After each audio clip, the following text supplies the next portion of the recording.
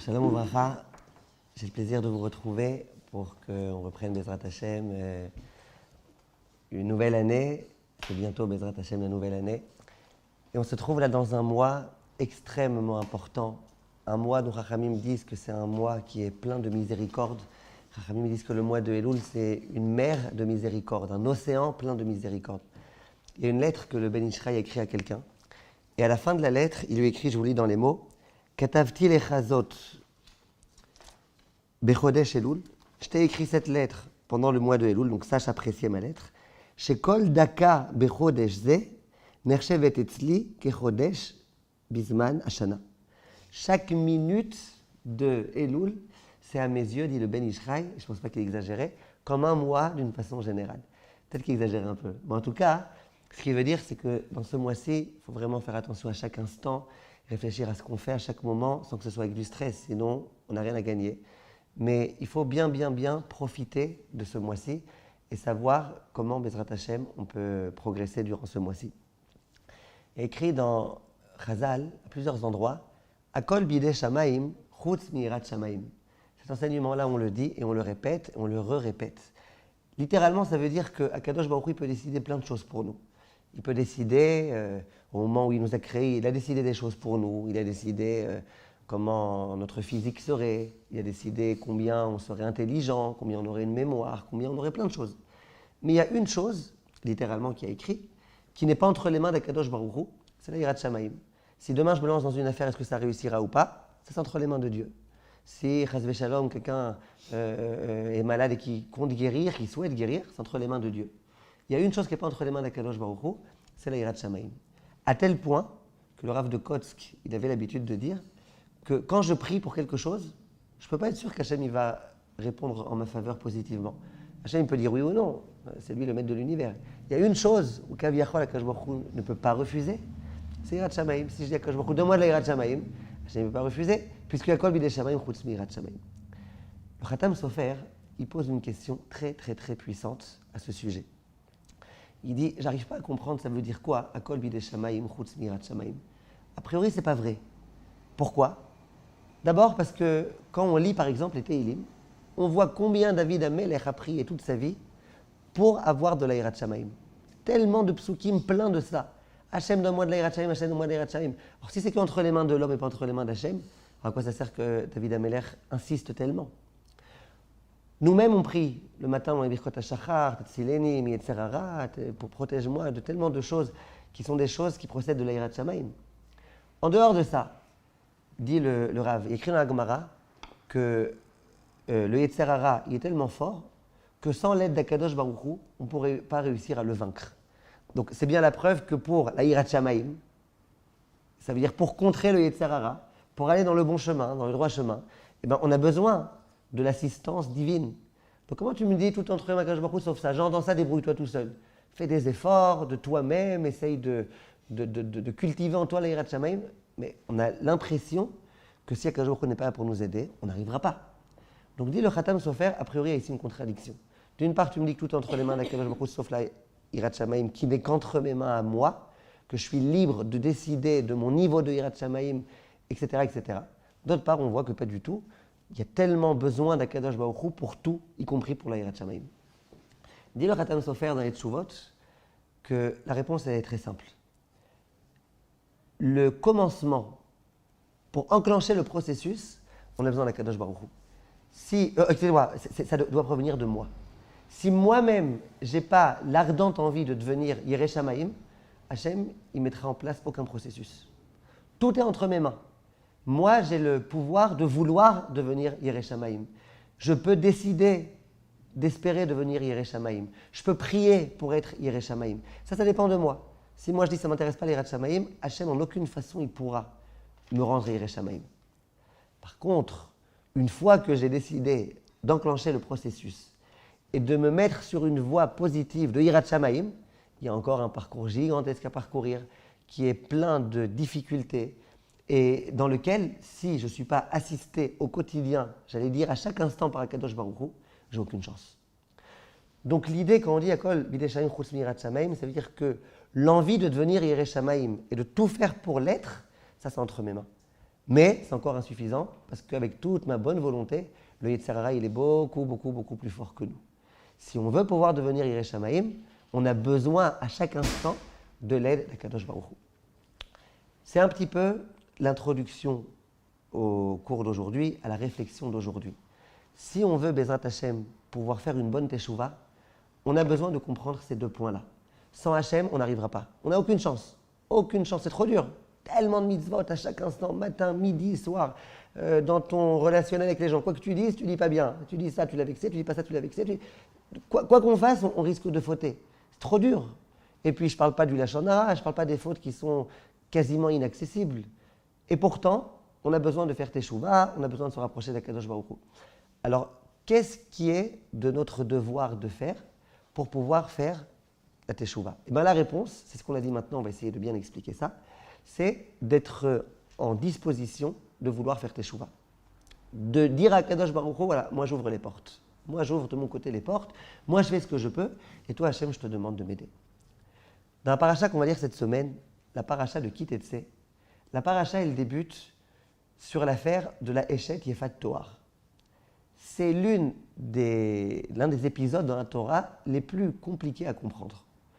On parle d'un soldat qui est donc sur le front, qui a réussi, Baruch Hashem, à vaincre son adversaire, qui est, j'imagine, éreinté, épuisé, exténué.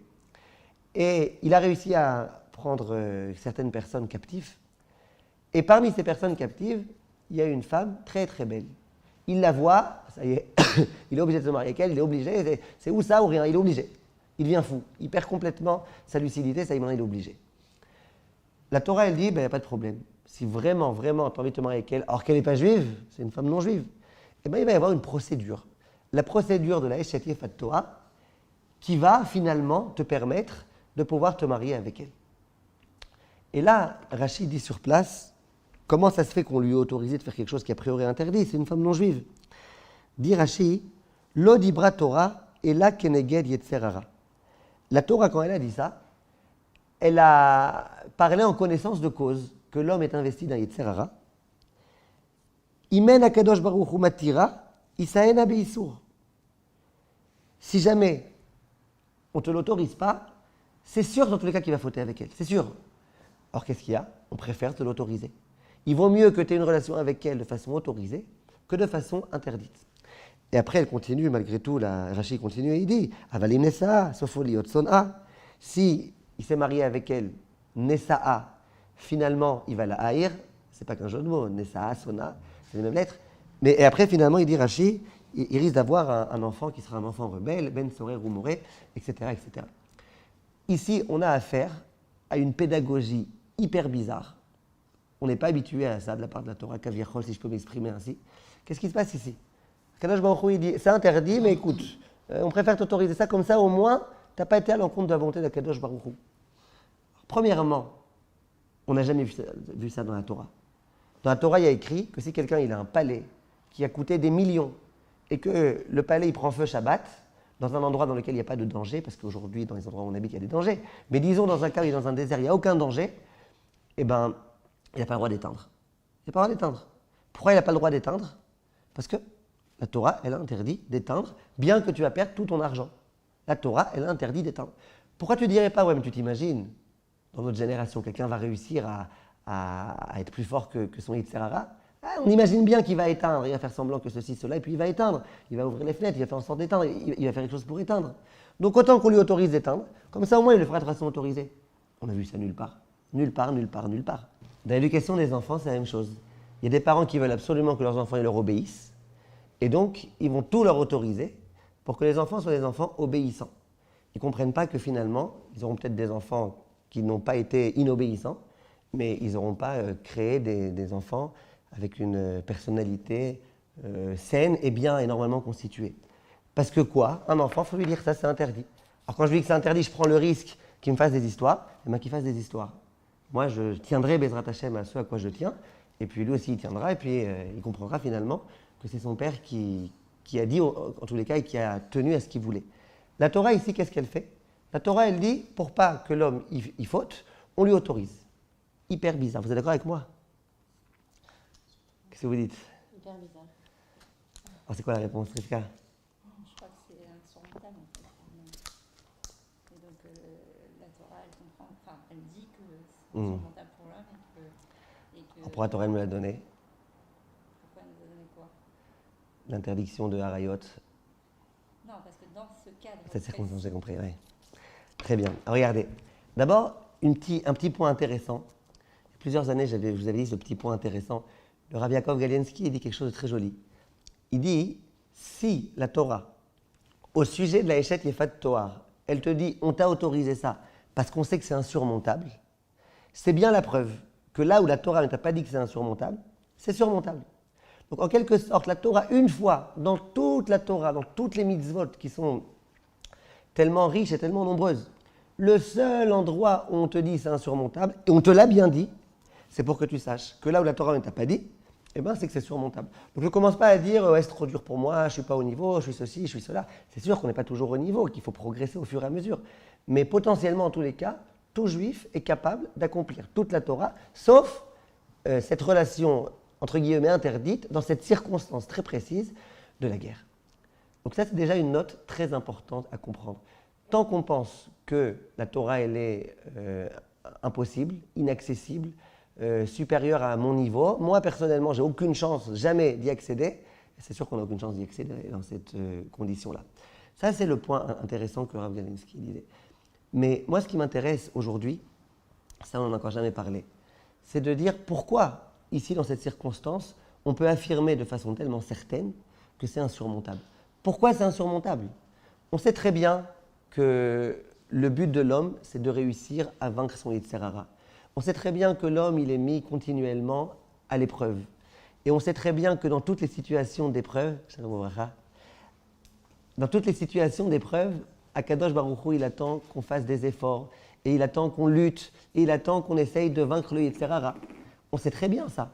Dans toute la vie, Akadosh Baruch Hu, ce qu'il attend de nous, c'est cette chose-là, qu'on soit capable, quand on est mis à l'épreuve, de réussir à surmonter. Là, d'un coup, on te dit non, Eshet Yefat Toar, on est en train de parler de ça. Non, là, tu ne peux pas, laisse tomber, c'est impossible. Pourquoi c'est impossible? Comment ça se fait? Alors, le Rav Broïda, le Rosh Yeshiva de Hebron d'avant, il a une très très très belle explication pour expliquer ça. Et vraiment, ça vaut le coup. Et je pense que dans ce début de mois de Elul, c'est ultra important de comprendre cette chose-là. On sait très bien que le Yetzer Hara, il est très très puissant. On sait très bien, ce n'est pas un chidouche, on le ressent et on le sait. À tel point que la Gemara dit à Marish Lakish, Yitzrosh Adam Idgaber Alav Bechol Yom. Le Yetzer Hara, tous les jours, il essaye de nous vaincre. Umvakesh la Hamito, il veut littéralement nous tuer. Chez Neymar Tsofer Racha la Tzadik, Umvakesh la Hamito. Le Racha, il veut nous tuer. Et c'est son intérêt, son intention. Ve'ilmale Akadosh Baruch Hu she'ozer lo, eno yachol lo. Et si jamais Akadosh Baruch Hu n'était pas là pour nous aider, eh ben, on ne pourrait pas. Donc, le Yetzer Hara, si on fait un bras de fer contre lui, on sait qu'il est plus fort que nous et qu'on n'a absolument aucune chance de réussir à le vaincre. Ça, c'est la Gemara qui nous le dit. Akadosh Baruch Hu, lui-même, qui a créé le Yetzer Hara, il nous dit, sachez d'emblée, vous avez besoin de moi. Si vous pensez vous débrouiller tout seul, sachez que vous ne réussirez pas. Vous avez besoin de moi. Maintenant, c'est quoi la condition pour que Akadosh Baruch Hu nous aide? Parce que Hachem, il peut nous aider ou il peut ne pas nous aider. Qu'est-ce qu'Akadosh Baruch Hu attend de l'homme? Eh bien, c'était le début du cours, avec le Khatam Sofer. Il attend de l'homme qu'il fasse un effort. Il attend de l'homme qui montre qu'il a envie de pouvoir réussir à avancer. Il attend de l'homme qui fasse cette introspection-là. Il attend de l'homme qui prie au quotidien. Hachem, je sens que c'est trop dur, là, aide-moi. Hachem, sans toi, je ne peux pas. Akadosh Baruch Hu, là, je commence à sentir que je commence à perdre un petit peu ma lucidité. Hachem, sois avec moi, s'il te plaît, aide-moi. Ça, Akadosh Baruch Hu, il attend. Akadosh Baruch Hu, il est prêt à nous aider, sinon on fait l'effort. Et le Messiat Yesharim, de façon explicite, il le dit. Il dit que l'homme, il est investi dans Yetzer Hara, et il dit que l'homme tout seul, il n'a aucune chance. Il dit que l'homme, dans son parcours terrestre, il est considéré, il est comparé à un homme aveugle qui se promène juste à côté d'un grand fossé. Il est en véritable danger. Nous, on est continuellement dans un certain danger, dans tous les domaines de la vie, dans tous les domaines de la Avodat Hashem. On a besoin d'une chose, c'est la Kadosh Baruch Hu. Et le Messiat Yesharim, il dit, mais si l'homme ne fait pas d'effort, si l'homme n'est pas en demande de pouvoir avancer, Hachem ne l'aidera pas. il dit, comme il y a écrit, Imenani li, mili. Si moi, je ne suis pas pour moi-même, que je ne me préoccupe pas de moi-même, que je ne fais pas d'efforts, qui est-ce qui va se préoccuper de moi? Hachem va se préoccuper de moi plus que de moi. Il dit, écrit aussi que c'est interdit d'avoir de la pitié pour les gens qui sont arzariim, qui sont cruels. Si je suis cruel avec moi-même, Akadosh Baruch Hu, il ne va pas lui-même s'occuper de moi. Donc la condition sine qua non pour que Akadosh Baruch Hu accepte de m'aider, c'est que moi, je sois prêt à faire des efforts. C'est que moi, je sois prêt à m'introspecter. C'est que je commence à apprendre à me connaître. Que je sente à quel moment je suis un peu trop nerveux, maintenant ça ne va pas aller dans tel domaine. Je suis trop coléreux, là je risque de vexer des gens. Il faut que, continuellement, je m'inspecte et que je me demande où j'en suis dans ma vie. Et si effectivement je le fais, il y a écrit Abba Leitaer, Messaïei Noto. D'accord? Maintenant, ça c'est d'une façon générale. Donc l'homme, toute la vie, il a la possibilité de s'introspecter, de fixer un petit moment chaque jour où il se demande où il en est. Il a la possibilité de savoir pourquoi aujourd'hui j'étais tellement énervé contre un tel parce qu'il m'a un peu marché dessus, d'où ça provient, de quel défaut. Ça, en général, on a la possibilité de le faire. Il y a une circonstance dans la vie dans laquelle impossible de commencer à s'introspecter et de commencer à trop réfléchir et de prier des longues prières, Hachem aide-moi contre le Yetzer Hara. C'est quoi cette circonstance-là? C'est quand un soldat part au combat. Le soldat est au combat, on lui demande une chose. Sois maintenant complètement concentré dans le combat, les ennemis éventuels qui peuvent aller à un endroit, à un autre. Maintenant, tu es en plein pikuach nefesh, tu es en train de protéger le peuple juif. Attention à toi, ce n'est pas le moment maintenant de faire tout type d'autre chose. Sois 100% consacré au combat. Maintenant, quand on est au combat, c'est extrêmement difficile. Par exemple, quand un homme il veut faire attention à ne pas commettre une avéra avec une femme, qu'est-ce qu'il fait? Par exemple, il ne se met pas en situation de yichoud. Maintenant, quand on est au combat, on doit rentrer dans une cabane pour essayer de tuer des gens. Peut-être il y a yichoud, peut-être il n'y a pas yichoud. Ce n'est pas le moment, on ne peut pas maintenant commencer à réfléchir à ça. Maintenant, on va au combat, on fait ce qu'on fait. Le soldat qui, pour réussir à faire attention à ses yeux, il retire ses lunettes. Il ne peut pas. Là, maintenant, il a des ennemis à droite, à gauche, partout. Il ne peut pas. Un jour, je me rappelle, dans la période où il y avait beaucoup d'attentats, il y en a un qui m'a dit, regardez, moi dans le bus, je pense que c'est bien que je retire mes lunettes pour ne pas trop regarder les femmes, etc. Il dit, maintenant, je sais qu'en ce moment, il y a tous les jours 3-4 attentats à Yerushalayim. Est-ce que dans le bus, j'ai le droit de retirer mes lunettes ou pas? Je dis, pourquoi si tu as tes lunettes et que tu vois le terroriste, tu as un pistolet, tu as quelque chose à faire pour le neutraliser? Il me dit, non, mais au moins j'ai mes lunettes, je peux voir. Bon, ce que je veux dire, c'est qu'il y a des situations dans lesquelles les instruments que Kadosh Baruch Hu nous a donnés pour vaincre le Yetzer Hara, on ne les a pas. On est complètement dépossédé, on n'a plus aucune chance de s'en sortir. Dans cette situation-là, le soldat se trouve au moment où il rencontre cette femme, Eshet Yefat Toar, et puis il n'a aucune façon de pouvoir maintenant faire son introspection et commencer à étudier la Torah pour réussir à vaincre son Yetzer Hara, faire des longues Idbodeduyot pendant 1 heure, il n'a pas le temps. Maintenant, il est au combat, il n'a pas le choix. Qu'est-ce qu'il fait dans cette situation-là? Il est perdu. Parce que l'homme, on retient l'équation, il a un Yetzer Hara super fort.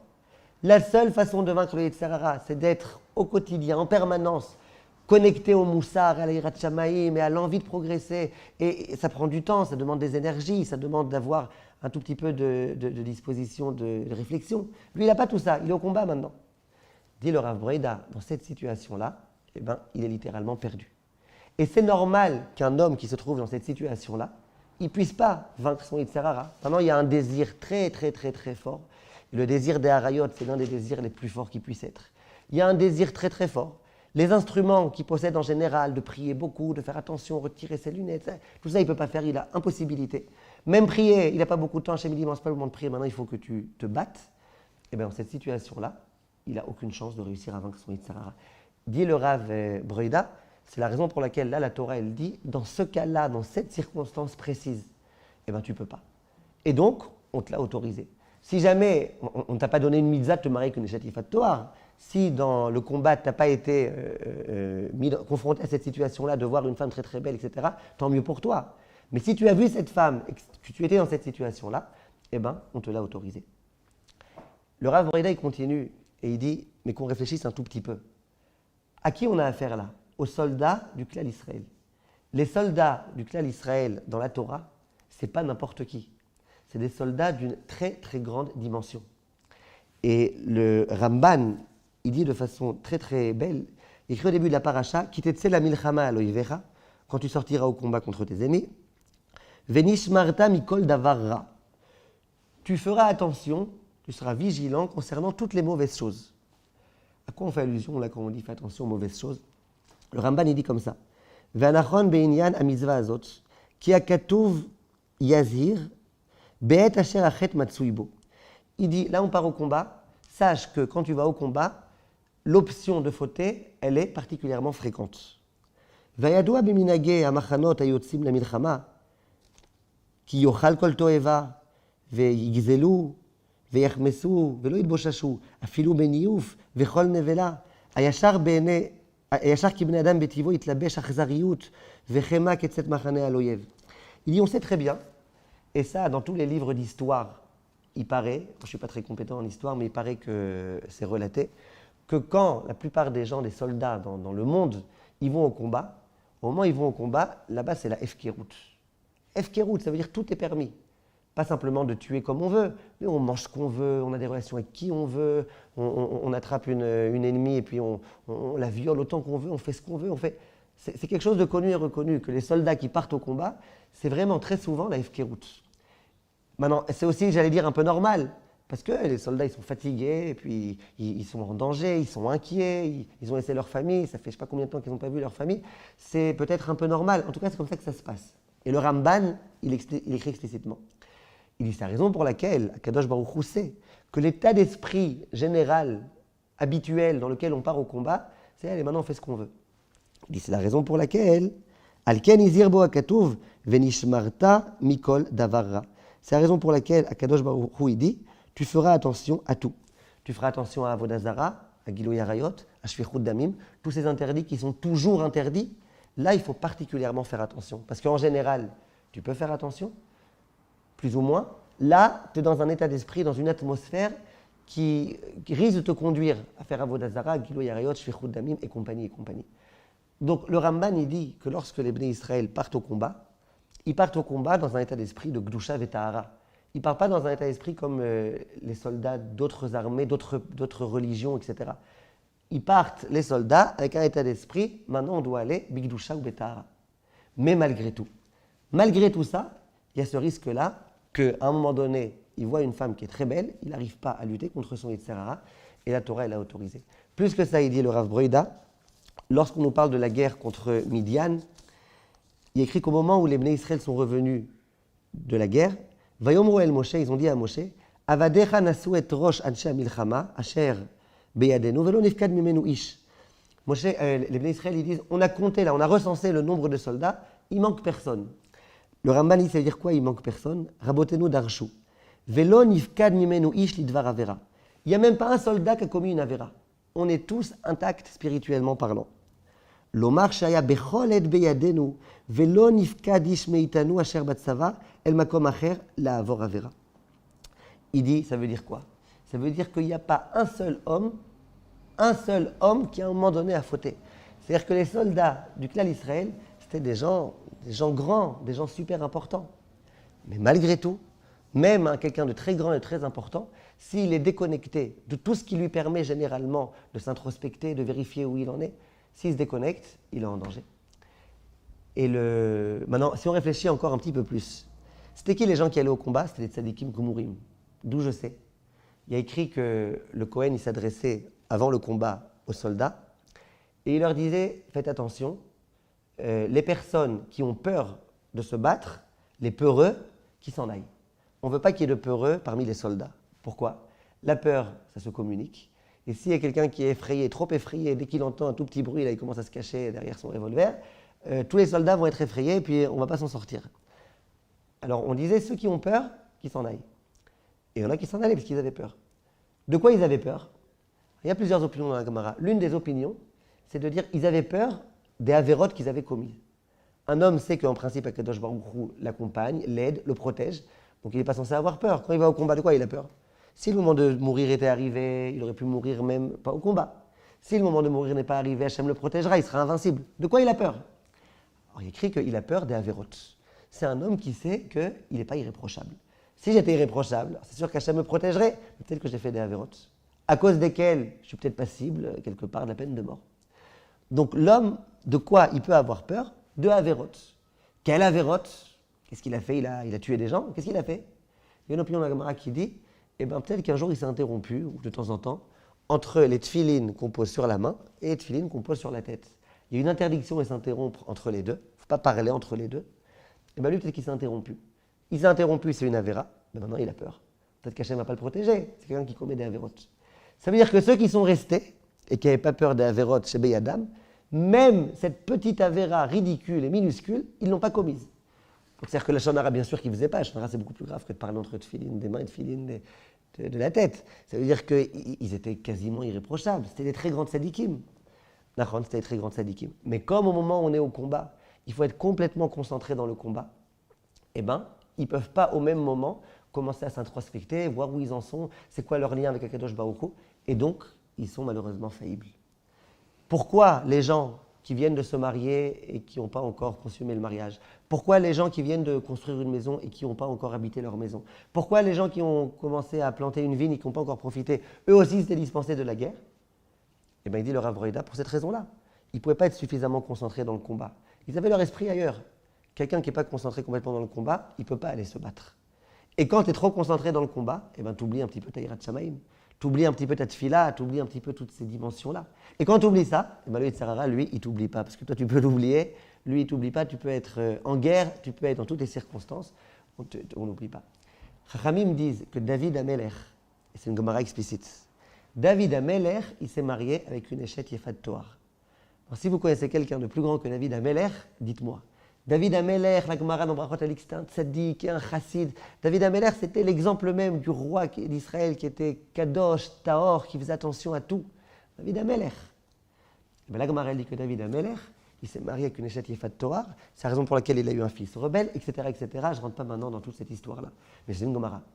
Donc même David Amelech, quand il était au combat, il a vu cette femme-là qui était très belle et il n'a pas réussi à se contenir. Bathsheba. Hein? Non, ça s'appelait Bathsheba, Mahal s'appelait. Donc même David Amelech, il n'a pas réussi à se contenir. De là, on voit que tu peux être le plus grand sadique du monde. Tu peux être Rav Steinman puissance, je ne sais pas combien. Tu peux être le plus sadique du monde. Il y a des moments dans lesquels tu es déconnecté du moussar, tu es déconnecté de la Avodat Hashem. Et bien quand tu es déconnecté, tac, tu ne peux plus rien faire. Le Yitzhara, il est plus fort que toi. Vient le Rav Broïda et il dit combien cette leçon, elle est importante. Qu'est-ce qu'on voit de là? On voit de là, noir sur blanc, que tu peux être le plus grand tzaddik du monde, tu peux avoir les meilleurs midot du monde. Si tu n'étudies pas du moussar tous les jours, tu es en danger. Quand on dit moussar, ce n'est pas forcément prendre un livre et étudier, quoique c'est le mieux. Mais du moussar, ça veut dire quelquefois sortir un tout petit peu du tourbillon de la vie dans lequel on est, commencer à se poser des questions. Où j'en suis? Comment ça va? Pourquoi ça fait déjà 4-5 jours que je n'arrive pas à supporter mon fils? Là, à chaque fois qu'il me dit un petit machin, je m'énerve contre lui. Pourquoi, alors que d'habitude, j'arrive à pas trop manger, d'un coup, j'arrive plus, sans arrêt, je mange, machin, qu'est-ce qui se passe? Commencez un petit peu à se demander, qu'est-ce qui se passe? C'est des petits détails de la vie, mais il y a d'autres choses. Pourquoi j'en suis aujourd'hui là où j'en suis? Quand on s'introspecte, on montre à Kadosh Baruch Hu, j'ai besoin que tu m'aides. Je fais moi mon premier pas, toi Kadosh Baruch Hu fais le reste. Quand on fait le premier pas, il y a une équation magique qui fait qu'Akadosh Baruch Hu nous aide. Abba leitaer, mais ça y est, inoto. Quand on ne fait pas ce premier pas, Akadosh Baruch Hu ne nous aide pas. Or, quand on est en guerre et qu'on est un soldat, je ne sais pas c'est quand la dernière fois que ça vous est arrivé, moi encore jamais, on a une bonne excuse, un bon prétexte. Je ne peux pas, je suis soldat, je ne peux pas. Mais quand on n'est pas soldat, on a du temps, on est censé avoir du temps. On est censé quelquefois s'arrêter et pouvoir commencer à réfléchir. Ça, c'est ce que le Rav prouve de cet enseignement-là. Et ça coïncide tout à fait avec le Khatam Sofer qu'on a dit au tout début. La Yirat Shamayim, c'est Akadosh Baruch Hu qui va nous aider à l'avoir. On ne peut pas de nous-mêmes. Comment tu veux qu'on fasse? On est des êtres humains, de chair et de sang. On ne peut pas. On a plein d'attirance vers la matérialité. On ne peut pas. On a besoin de l'aide d'Akadosh Baruch Hu. Mais Akadosh Baruch Hu ne nous aidera que si nous, on déclenche le processus, que si nous, on prouve, de par notre comportement, de par notre prière, qu'on aimerait, Be'ezrat Hashem, essayer d'avancer. Et ça, le Chafetz Chaim, dans le Siman Aleph, dans le Mishnah Brura, premier chapitre, il écrit explicitement. Il dit Vetzarich ha'adam likboa et lilmod sifrei musar bechol yom. Tout premier chapitre, tu commences à étudier la première fois de ta vie, vient le Chafetz Chaim et il dit tous les jours, il faut que tu étudies du moussar. Imeat veimarbe. Si tu peux un peu, si tu peux beaucoup, encore mieux. Qui a gadol mechavero, itzro gadol emenu. Parce que sache que si tu n'es pas grand, eh ben, bien sûr que tu as besoin du moussard. Et même si tu es grand, plus le Yetzer Hara est fort, donc plus tu as besoin du moussard. Vetavlina Yetzer Hara, utochachat ma'amare chazal. Et c'est quoi l'antidote contre le Yetzer Hara? C'est le moussard. Le moussard, ça englobe tout ce que je vous ai dit. Le Rav Roida, il vient, et dans ses notes, là-bas, il écrit. Il dit, mais c'est quoi moussard? Les gens vont dire, ça va, j'entends du moussard. Le vendredi, j'entends la dracha du Rav Intel. Le lundi soir, j'entends la dracha de Cohen Arazi. Tel autre jour, sur YouTube, j'ai écouté un cours là, de Rav Machin qui fait des guimatriotes. Ça va, j'ai fait du moussard. Le Rav Roida, il dit, c'est pas suffisant. Il dit, le moussard, je vous le dis pour vous, je vous le dis pour moi aussi. Le moussard, c'est prendre un livre de moussard et l'étudier de la première page jusqu'à la dernière page. Même ce qui ne me plaît pas dans ce livre, je l'étudie. Un livre de moussard, du début jusqu'à la fin. Et c'est normal. Vous écoutez une dracha. Alors le Rav Intel, il parle de tel sujet parce qu'il pense que c'est le problème de la génération. L'autre Rav, il parle d'un autre sujet parce qu'il pense que c'est le problème. Il n'y a pas ici un suivi, j'allais dire. Quand par contre tu étudies chaque jour dans un livre, le livre, il est censé être bien ficelé de sorte à ce que quand tu finis l'étude de ce livre, que tu aies progressé, que tu aies été transformé. Donc le Rav, il dit, moussard, c'est ça. Moussard, c'est tous les jours fixer un moment dans lequel on étudie un sujet très précis et puis on avance et on progresse au fur et à mesure. C'est d'ailleurs la raison pour laquelle, et ça je vous le dis au passage, depuis Rosh Chodesh Elul, cette année, qui était aussi le 1er septembre, sur mon site, j'ai fait Baruch Hashem un nouveau concept, c'est les 5 minutes de Moussard Ayomi. Qu'est-ce qu'on a fait? Il y a un livre que j'aime beaucoup, beaucoup, beaucoup. Il s'appelle le Chovat HaTalmidim, qui a été rédigé par un Rav qui est mort pendant la Shoah, qui a été assassiné. Et ce livre-là, Pachout, il est extraordinaire. Il est extraordinaire parce qu'il comprend la psychologie de l'homme et parce qu'il est très pédagogique. Et le Rav, il s'adresse au lecteur. Et moi, personnellement, ça m'a beaucoup, beaucoup apporté ce livre-là. Donc, on a commencé depuis le jour de Rosh Chodesh Elul. Chaque jour sur le site, on met un cours de 5 minutes, 6 minutes, 4 minutes et demie. On essaie de ne pas trop dépasser les temps. Et on va depuis le début jusqu'à la fin. On commence par le livre, je lis, je traduis, j'explique, je commente. J'ai dit aux personnes qui n'ont pas le livre que je peux leur envoyer les 20 premières pages. Après, je leur enverrai les 20 autres pages. Aucun problème. Le but, c'est qu'il y ait une étude de moussard. D'écouter un jour une petite idée comme ça, une idée comme ça, ce n'est pas suffisant. Si on veut progresser, il faut commencer un livre, du début jusqu'à la fin. Et il faut, Bezrat Hashem, chaque jour avoir le moment où on s'introspecte. On se demande, est-ce que moi, ça va, je suis bécédère, je ne suis pas bécédère, ou je ne suis pas bécédère, est-ce que j'ai avancé par rapport à l'année précédente? Tout ça, c'est des choses qui sont très, très, très importantes. De quoi? Bon, ça va, on a commencé il n'y a pas longtemps, c'est 5 minutes chaque jour, vous pouvez, mais... Ouais, prenez si vous voulez. Maintenant, donc ça, c'est ce que le Rav enseigne.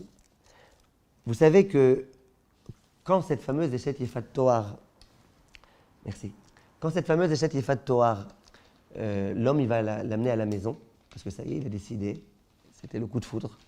À ce moment-là, il y a écrit qu'il y a plusieurs choses à faire.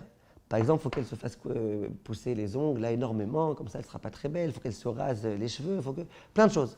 Entre autres, il y a écrit Ubarta, il faut que tu la laisses pleurer, Yerach Yamim, pendant 1 mois. Il y a écrit dans le Zohar à Kadosh, donc c'est extrêmement sérieux, que c'est quoi Yerach Yamim, ce mois, à quel mois on fait allusion? Au mois de Elul. Il faut qu'elle pleure pendant 1 mois, c'est le mois de Elul. Quel rapport avec le mois de Elul? Si la guerre n'était pas en Elul, la guerre était à un autre moment, quel rapport avec le mois de Elul? Alors Avolkin, il dit quelque chose de très intéressant. Il dit, écrit dans le Passouk, que Tov lechet le bet ha'avel, mi lechet le bet ha'mishte. Si jamais un soir, de 8h à 9h, il y a 2 possibilités. Soit aller réjouir un khatan d'une kala, mitzvah gigantesque, soit aller consoler un endeuillé, mitzvah gigantesque. Vaut mieux aller ici ou vaut mieux aller là-bas. Je ne peux pas aller aux 2 endroits au même moment, à moins que je me divise en 2, impossible. Qu'est-ce que je fais? Écrit dans le Passouk, il vaut mieux aller au bet ha'avel. Il vaut mieux aller à l'endroit où quelqu'un est défunt. Question, pourquoi? Alors généralement, comment on explique? On explique, on dit, écoute, si tu vas au bet ha'mishte, tu vas au mariage, etc., ben, tu vas te réjouir, etc. D'accord, se réjouir, c'est très bien. Mais tu ne vas pas être confronté à la médecine, la réalité qui s'appelle la mort.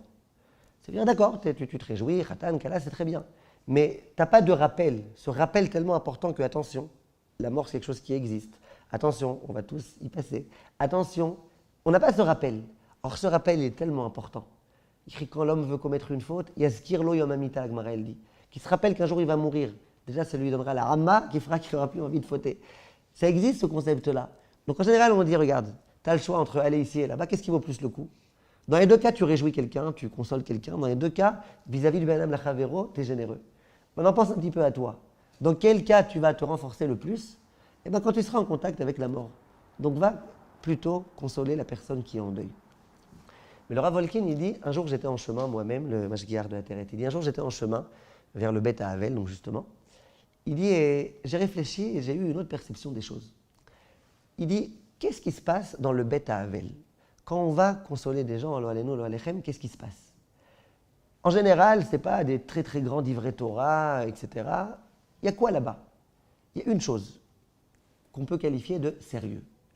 Là-bas, il y a de la retzinout, il y a du sérieux. En général, ce n'est pas des grands divrei Torah, on parle du défunt, on raconte des bonnes midotes qu'il avait. Et l'atmosphère qui règne là-bas, c'est une atmosphère de sérieux. Il n'y a pas de rigolade là-bas en général. On raconte, et les endeuillés, ils écoutent ce qu'on a raconté sur leurs parents. Et les gens qui viennent pour consoler, ils écoutent ce que les endeuillés disent sur leurs parents, sur leurs proches, sur leurs frères, sur leurs sœurs. Il y a là-bas un sentiment de sérieux. Dit le Rav Volkin, le sérieux, c'est ça qui permet à l'homme de faire teshuva. Pourquoi on te dit que c'est bien d'aller au Beth Havel? Pas simplement parce que tu te rappelles que la mort c'est quelque chose qui existe et que toi aussi tu vas y passer. Pas que pour ça. Parce que quand tu es dans un endroit où il y a du sérieux, eh ben, c'est là que tu es dans la possibilité de commencer à te poser des questions existentielles dans ta vie. Quand on rigole et on s'amuse, et plus on vanne, mieux c'est, et plus on fait éclater les gens de rire, etc., il y a ce qui s'appelle la letzanout. La letzanout, la raillerie, la moquerie, l'éclatade, tout ça, ça fait un petit peu oublier à l'homme de réfléchir à la réalité dans laquelle il est.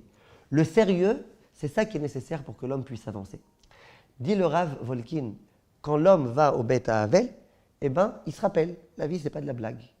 Il y a des choses sérieuses dans la vie. Regarde-les, eux, ils sont endeuillés maintenant, ils sont très tristes, ils sont très affligés. Eh ben voilà, il y a des choses sérieuses sur Terre. La vie, c'est pas que de la blague. Vient le Rav et il dit, au moment où la Eshet Yefat Toar, on dit pendant un mois, il faut que tu la laisses pleurer, etc. Machin. C'est pas simplement pour qu'ils se disent, bon allez, elle m'a saoulé, elle est en train de pleurer sans arrêt. C'est pas que pour ça. C'est parce qu'elle va lui mettre une atmosphère de Beth Havel à la maison. Quand pendant un mois, elle va pleurer, j'ai langui mes parents, j'ai langui la Avodah Zara, j'ai langui tout ça. Pendant un mois, elle va lui mettre à la maison l'atmosphère de Tisha B'Av. Elle va lui mettre l'atmosphère de sérieux. Lui, il pensait que ça y est, c'est ma femme, en plus elle est jolie, coup de foudre, machin, on va s'amuser, on va s'éclater. Non, pendant un mois, tu dois être confronté à une situation qui s'appelle le sérieux. Et peut-être, et c'est ça en tous les cas l'espérance de la Torah, que pendant un mois où tu seras confronté à un état d'esprit sérieux, eh bien peut-être que tu vas te remettre en question. Tu vas dire, ça va, dans la vie, la beauté, ce n'est pas le plus important, et ça va, finalement, je peux réussir à vaincre mon, etc. Pendant un mois, tu pourras te reprendre en main.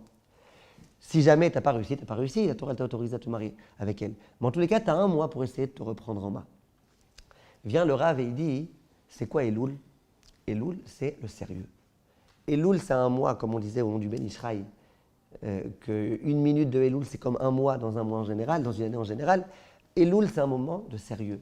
C'est un moment dans lequel on sait que bientôt on va avoir un grand événement. Bien sûr qu'on sait que le juge c'est notre Père, donc on n'est pas trop inquiet, mais on sait quand même que toute l'année prochaine va être déterminée le jour de Rosh Hashanah. Le mois de Elul, on est sérieux. Même les gens qui, en général, s'amusent à faire plein de choses, pendant Elul, ils comprennent que pas trop. Pendant Elul, c'est un mois important. Donc dit le Rav Volkin, pourquoi le Zohar HaKadosh dit que ce fameux mois dans lequel on demande à cette femme de pleurer, c'est le mois de Elul? Parce que les deux, ça procède de la même dynamique, à savoir du sérieux. Ce qui nous est demandé pendant ce mois-ci, qui est le mois de Elul, c'est un petit peu de sérieux. C'est-à-dire qu'on ne peut pas être souriant, qu'on ne peut pas faire des blagues de temps en temps, etc. Bien sûr. Mais sérieux, ça veut dire comprendre dans quel monde on se trouve, pourquoi on est sur Terre. Bref, en revenir au Cheshbon HaNefesh dont on a parlé. Savoir qu'on est sur Terre pour un but très précis, qu'on doit servir à Kadosh Baruch Hu, qu'on doit accumuler des mitzvot, qu'on doit diffuser la Torah, qu'on doit faire des choses. Ça, c'est le mois de Elul. Et il dit le Rav Volkin que le sabbat de Slabotka, quand il parlait du mois de Elul, il disait, aujourd'hui on dirait c'est le tzimer de l'été. Il y avait pendant les vacances le tzimer dans lequel on s'amusait. Le tzimer de l'été, le kaïta du kaïtz, c'est le mois de Elul. Ça veut dire quoi? Ça veut dire que pendant toute l'année, pendant les vacances, etc., Baruch Hashem, on a bien donné à notre corps, on a donné à notre âme, on s'est retrouvés en famille, etc. Dans le mois de Elul, c'est le mois dans lequel on se retrouve avec soi-même. C'est un mois dans lequel on ne peut pas être trop préoccupé par plein de choses. On ne peut pas avoir 10 000 choses sur la tête. On doit maintenant être dans un tzimer dans lequel on se retrouve. Ça veut pas dire qu'on doit aller forcément à Tzfat ou ailleurs. On peut être chez nous, à la maison, dans notre Beth Midrash, au travail, là où on est. Mais c'est le moment dans lequel on doit se retrouver avec soi-même et principalement avec Akadosh Baruch Hu. Parce que se retrouver soi-même sans Akadosh Baruch Hu, c'est complètement perdu. Donc Bezrat Hashem, l'enseignement que cette paracha nous donne, à travers tout ce qu'on vient de dire, c'est que pour pouvoir réussir à vaincre le Yetzer Hara, le mot vaincre, il n'est pas à sa place. Pour pouvoir réussir à s'en sortir dans cette lutte permanente contre le Yetzer Hara, on n'a aucune chance si on n'est pas accompagné d'Akadosh Baruch Hu. Et on sera accompagné d'Akadosh Baruch Hu, et on est accompagné d'Akadosh Baruch Hu, et on a été accompagné d'Akadosh Baruch Hu que grâce à notre envie qu'Akadosh Baruch Hu soit là pour nous aider. Cette envie, on l'exprime par la tefila, cette envie, on l'exprime par le cheshbon hanefesh, par l'étude du Moussa.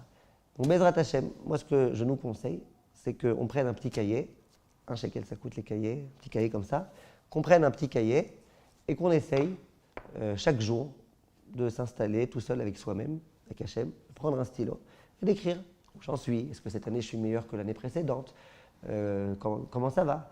Attention, il ne faut pas regarder que nos problèmes, il faut aussi regarder les points positifs. Où est-ce que j'ai progressé? Où est-ce que maintenant je suis meilleur? Où est-ce que je peux encore cultiver le bien qui est en moi? Ça s'appelle un cheshbon hanefesh. Il y a des gens qui aiment bien faire ça dans leur tête et qui s'endorment au bout d'une minute. Il y a des gens qui le font dans leur tête et qui ne s'endorment pas. Chapeau. Il y a des gens qui le font mieux quand ils écrivent, bien sûr avec des codes, parce que si vos enfants ou vos maris ou vos amis ou vos machins, ils voient tous vos défauts, peut-être qu'ils ne seront pas contents. Bien que je suis sûr que vous avez beaucoup plus de qualités que de défauts, et moi aussi et tout le monde. Mais il y a des mots qu'il vaut mieux écrire en code, pour que ça reste entre Hachem et nous. Et voilà, et vous allez voir, on va voir, on verra combien ce cheshbon hanefesh il est positif et il nous permettra, Bezrat Hashem, de nous rapprocher beaucoup, beaucoup d'Akadosh Baruch Hu. Voilà. Est-ce que dans ce cas-là, est-ce qu'on peut prier pour que quelqu'un fasse des chouva? C'est-à-dire si finalement ça dépend du ressent personnel de chacun. Il y a une grande marloquette dans ça, dans les Rishonim. Est-ce que ça peut marcher de prier pour que quelqu'un fasse teshuva? Alors, ceux qui disent que oui, comment ils s'arrangent avec ce que je dis? Oui, Ouais. Puisque la teshuva, c'est quelque chose qui provient de l'être humain. Non, à mon avis, ce compris, c'est que chaque homme, à un moment donné, il a un tout petit déclic, un tout petit quelque chose. Même quelqu'un de pas religieux qui dit « moi, j'y crois pas ». Il y a des moments où il ne se sent pas bien dans son esprit parce qu'il sent qu'il a fait quelque chose qui n'est pas beau. Ça, Chazal dit, c'est un petit déclic de teshuva. Alors, ce qu'on peut prier, c'est que quand lui, il a eu le premier déclic, qu'Hachem, ça y est, que qu'Hachem, il n'attende pas qu'il ait un grand déclic, que déjà là, il lui permette de... À mon avis, quelque chose comme ça. Vous avez autre chose à dire? Non, ouais, que Hachem, non, on peut prier, oui. On peut prier pour qu'il ait le déclic. Qu'Hachem, il lui en... Qu'Hachem, il lui envoie le déclic. Ouais, on a dit que le premier... Ça, on a dit qu'avant que vous arriviez, le Khatam Sofer, il dit que le premier déclic, il doit venir de l'homme. Kol bidei shamayim chutz mirat shamayim, on parle de ce premier déclic. Peut-être que c'est la Kavanah, que soit qu'Hachem, il lui envoie quelque chose qui pourrait lui faire un déclic. Pourrait lui faire un déclic. Ou un petit pic, quoi. Une petite épreuve gentille, mais qui le pique assez. Ouais, peut-être, et qu'après, ça vienne de lui. Quelque chose comme ça. On pourrait prier pour que quelqu'un ait des épreuves. Non, pas forcément. Non, il y a des gens qui font teshuva quand il y a des épreuves positives qui leur arrivent. C'est vrai. Il y a des gens qui font teshuva, ce que je disais autrefois, il y a des gens qui font teshuva par exemple parce que Chazé Shalom, quelque chose de très grave leur est arrivé. Il y a des gens qui font teshuva parce que d'un coup ils voient que des choses vont bien, ils entendent, ils voient un grand miracle qui leur est arrivé et tout, et puis ça arrive.